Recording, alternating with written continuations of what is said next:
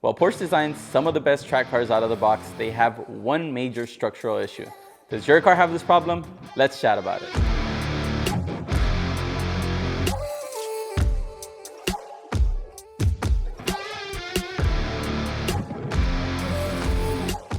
Let's discuss the issue of strut tower failure in 991 generation cars, Caymans, and some modern 911s. The front suspension design of these cars combines the shock, steering, and upright into a single component called a McPherson strut. This design is reliable, cost-effective, and simple, yet it has one flaw. With McPherson suspension design, the strut takes on loads that a shock and double wishbone configuration simply wouldn't. In a double wishbone, the shock carries a car's load in a single axis. However, the McPherson suspension design requires the shock to be located and supported by only two parts, the lower control arm and the cast aluminum piece up top. This design transfers sideways forces from cornering loads directly to the car through the upper mount. The strut tower, which holds the strut in place, is the culprit. Porsche offers a replacement part, but it can only be installed by a certified shop. The strut tower is removed by drilling, ungluing, then riveting and gluing on the new one. Proper tools and paint are required for this installation, making it a job for the experts. Interestingly, the strut tower replacement part weighs only about 7 pounds, despite carrying the full weight of a corner of the car, which can be up to 700 pounds. This realization really amazed me. So Felix, how can I prevent this from happening to my car? Unfortunately, the answer is just not as straightforward. Let's revisit past instances that have caused this failure. Strut tower 1. Bossman hit a chug hole at VIR, bending a wheel. We replaced the wheel set and inspected the car, finding no damage. Months later, during another inspection, we discovered the strut tower was about to eject. The VIR impact had compromised it slightly, and continuous usage of the car allowed the crack to grow and grow. Strut Tower 2 incident occurred at MSR Crescent, going into Rattlesnake at too high a speed. We hit the curbing dead on and immediately stopped. The car was retired for repairs, though the crack didn't appear major. In this onboard, you can definitely see where this is a big impact to the car. Strut Tower 3 happened at Harris Hill, a track with severe bumps. The car had only 1,600 miles on the dash and never had an impact or a big off. We felt the car lift off the ground in certain sections. There was also a section where the asphalt met the concrete, directly causing a big jolt to the car. The crack was extremely small, and we found this again during the post-track inspection. The car was retired for a few events until repair. Now, let's discuss some instances that our close circle has encountered this issue. Surprisingly, our friend TJ's team caused this in a race car after a collision with another car. Check out the before and after photos. This one's pretty crazy. Stewart's in Dallas did an excellent repair, as you can tell from the pictures. In this case, you can also see where that strut brace or that metal brace just helped in keeping that in place and not just simply coming through the car. So the inconsistency is likely due to the strut tower piece being cast and therefore have porosity problems. I've seen cars roll over and destroy their suspension, but the strut towers were fine. If you do end up having this issue, you'll be responsible for the repair. However, in the grand scheme of things, it's not that expensive, costing around $5,000 to swap a corner of the car. In the grand scheme of things.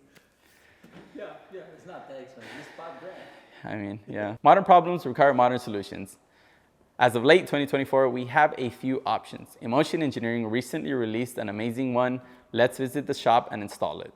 Okay guys, we're here at the shop and we're gonna be installing the Emotion Engineering strut brace on our 991.2 GT3.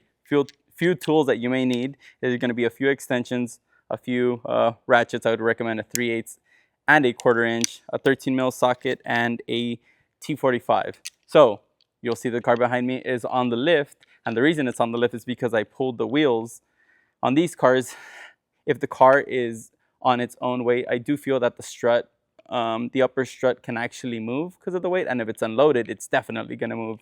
So what I'm gonna do is I'm gonna put a little bit of pressure underneath both sides or each of the struts just to kind of keep them happy. And that'll allow me to loosen the upper camber plate bolts without them moving too much. So we'll start by doing that. Something else that I was telling Jorge, we will also be needing a small hole saw kit and a Dremel, just because we'll be cutting a little bit into this factory air box. And besides that, we'll be removing the center lock tool holder. The other reason it's on the rack is because we do have to access from the bottom to feed some bolts and install the bracket that actually goes on top. So let's get at it.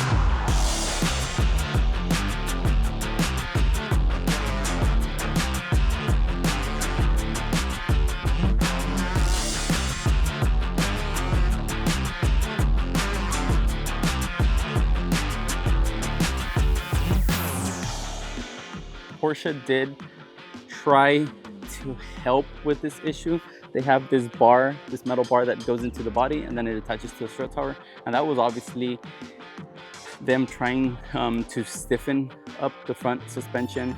There are plates like this one, so stay right there. So there are plates like this one. This plate's gonna have to go on there. We're gonna have to Dremel a little bit out of this airbox. But there are some companies that make just the plate, right? So just the plate definitely will stiffen up the strut tower. But in our case, it's plate section, bar across, and then 2 anchors. So your next step is leave this air filter, but kind of move it towards the inside because there is a bolt all the way under that we're gonna thread in one of those long rods. We move this line, there's a bolt hole down there. Can you see it? That's good enough. Yeah, there's a bolt hole down there and you use that. This air filter is now gonna sit this way here with the spacing just because the bar is going to go through here. What hole? The threaded hole.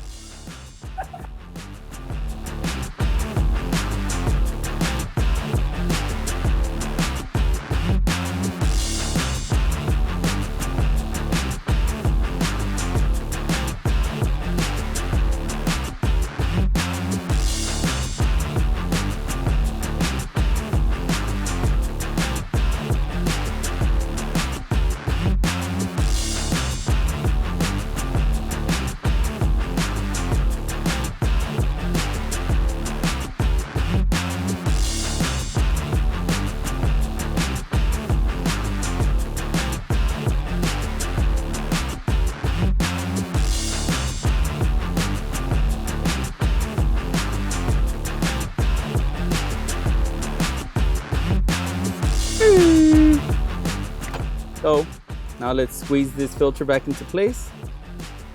It does have its little channel where it lives. So make sure to get that on the bottom side. And then I would kind of leave this extended because the cap now, because this is inside the airbox technically now, this we're gonna have to drill a hole on the cap for. So this is in place, this is in place. Let's put the strut tower in place. Let's put the strut tower in place. Here, slide the spacer in. Boom. Put this in here. And then you kind of want to attach everything loosely. Install the camber plate bolts loosely. This backside, there's gonna, remember we put that threaded insert? Put that threaded insert, so just thread in a bolt to the backside. And this is already looking promising. Or I could have just jinxed myself, but we'll see. So this, one of the bolts, you kind of have to thread in from the inside, the one that attaches here to the front side. I usually just grab a 1/4-inch ratchet, with a short 13, and thread the bolt in from the inside. It's gonna look like it kind of doesn't fit, but you'll be absolutely fine. Just thread it in slowly. Once you have the full threads exposed, throw on this nut. There we go. Throw on this nut, and again, just gonna tighten it here slowly. We're gonna move on to that side. That side's gonna be a little bit more simple, but the same concept. We're just gonna throw on the camber plate. This strut brace, developed by Emotion Engineering, addresses the long-awaited solution for a high-quality, well-designed, and OEM Plus compatible part. While Emotion did receive payment from us, we appreciate the small discount they offered. We chose the strut bar over the reinforcement plates because it offers enhanced front end stiffness and stability, resulting in a more precise steering experience. Measure 2 fingers, boom, hole right there.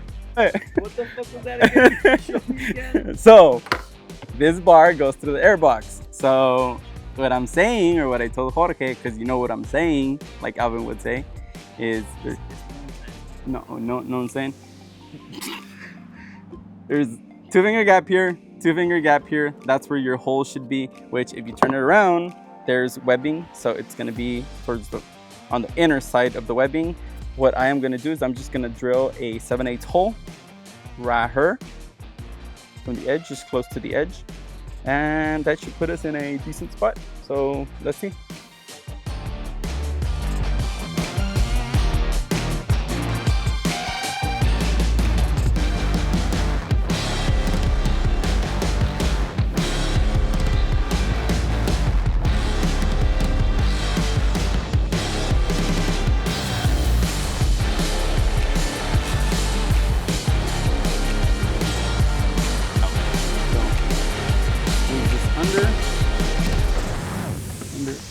That's it. If you move it, it's fine. Perfect.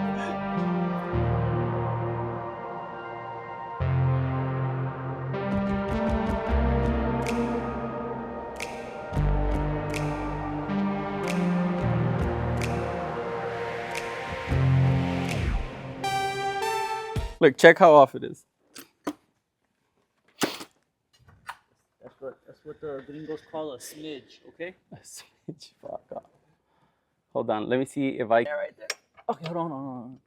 Can you get through my hand? A little bit less. Órale con una verga, coño. Let's go, baby. Okay, this was definitely super involved. Jorge, we had to use a pry bar here and kind of push it in and push it forward. We did kind of tighten the intersections just to not allow the bar to do this. There's a lot of thinking for 2 people who don't know what they're doing. Yeah, so we had to pry this in, and then we were able to put the bolt. You absolutely want to make sure that it threads in by hand first before you put a wrench on it, because you do not want it to cross thread. It's still a metal piece, but for sure. So you're lucky I have very little patience. I mean, okay, that's tight. All right, guys, that's how you install the Motion Engineering bar. You may need a second pair of hands, but in reality, it's pretty simple. Now, let's check and see if your generation car is affected. This problem started mid-2012 and continues through 2019, affecting aluminum-bodied cars like the GT3, 3RS in .1 and .2 generation, and even the GT2 RS. The Cayman platform and the new 718 Caymans with the 991.2 front end are also affected. The McPherson strut in new 992 non-GT cars don't have this issue because they have updated reinforced webbing. GT3 and 3RS owners, you are safe. Cars slammed, lowered, and with higher spring rates are more prone to this. Lowering a car reduces shock travel, and in the event of an impact, the shock simply hammers the strut tower. On stiffer sprung cars, the upper section of the tower can peel off where it attaches to the body as well. Before concluding, thank you all very much for watching our content. Subscribe and leave your questions down below. If you know someone with this generation of car, please share the video to inform them. To wrap this up, I'll leave you with an interesting thought. In a time where everything is billet, why don't we simply have someone CNC this piece out of billet aluminum? That would be problem solved, right? Well, I'm not so sure. I have a feeling that if we make the strut tower any stronger than it is, it may transfer unwanted loads onto the chassis, and that may lead to a more lengthy and therefore expensive repair. I say this joking all the time, but guess what? This part is technically a consumable. Yes, Jorge, it's a consumable. Let us know down below which option of reinforcement you own or which you would prefer to choose and why. See you all on the next one. Let's go.